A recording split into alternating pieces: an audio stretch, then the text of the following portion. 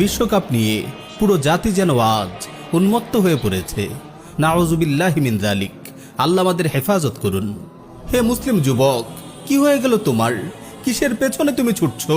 কি নিয়ে তুমি উল্লাস করছো? কাদের ফ্যান হচ্ছ? রাবারের একটি বলকে লাথি মেরে কেউ নিপুণভাবে গোলপোস্টে ছুড়ে দিচ্ছে, এটিকে তুমি বাহাদুরি ভাবছো? এটিকে তুমি বীরত্ব মনে করছো? এসব ফালতু খেলোয়াড়রাই কি তবে তোমার কাছে হিরো?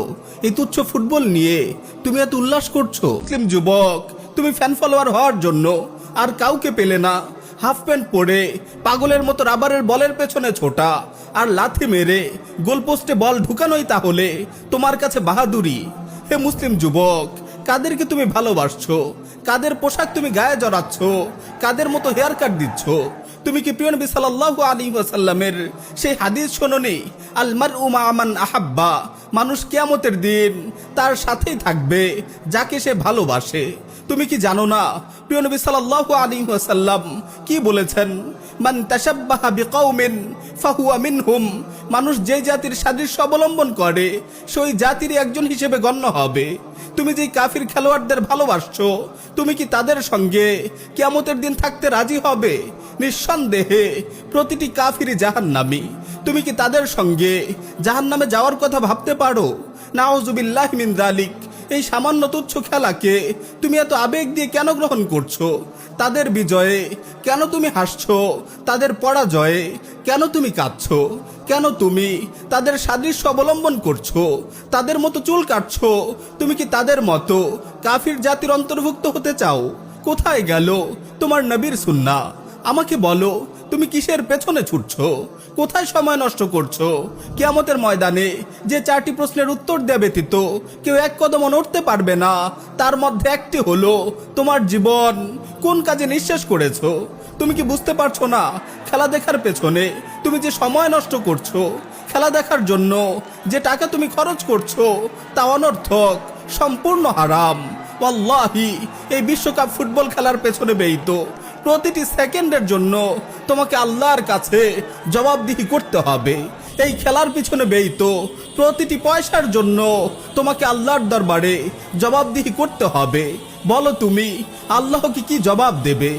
মুসলিম যুবক, তুমি কবে থেকে এতটা আত্মপরিচয়হীন হয়ে গেলে?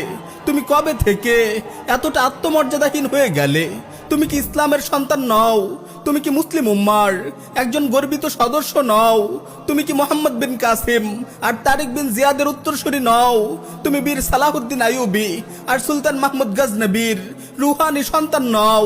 তুমি সৈয়দ আহমদ শহীদ রাহিমাহুল্লাহর রুহানি সন্তান নও? তুমি কি জানো না তোমাদের প্রথম কিবলা বাইতুল মাকদিস আজ অভিশপ্ত ইহুদিদের পদতলে পিষ্ট হচ্ছে?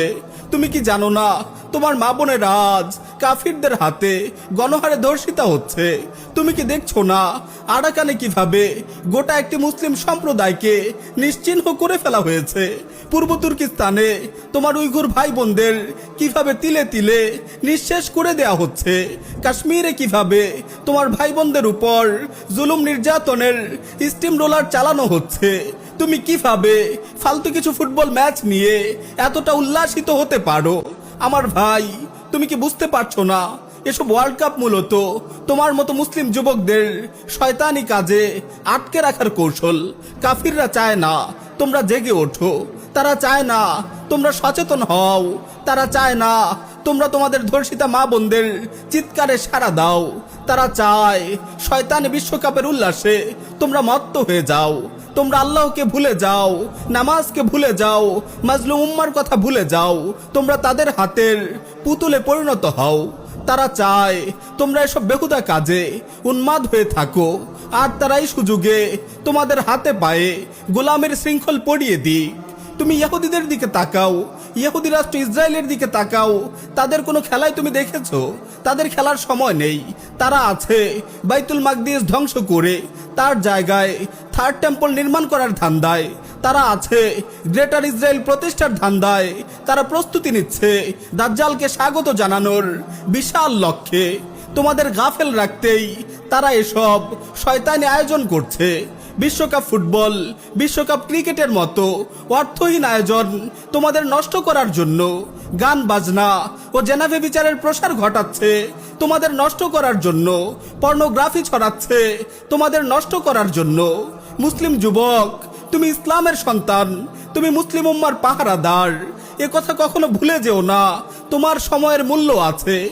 তুমি সচেতন হও, তুমি গায়রাতওয়ালা হও। তোমার পরিচয় তুমি মনে রেখো। তুমি ইমাম মাহদির সৈনিক, তুমি সাইয়্যিদুনা ঈসা আলাইহিস সালামের মুজাহিদ। ফুটবলের এই দাজ্জালি আয়োজন তোমার জন্য নয়। ফুটবলের এই দাজ্জালি আয়োজন তোমার জন্য নয়।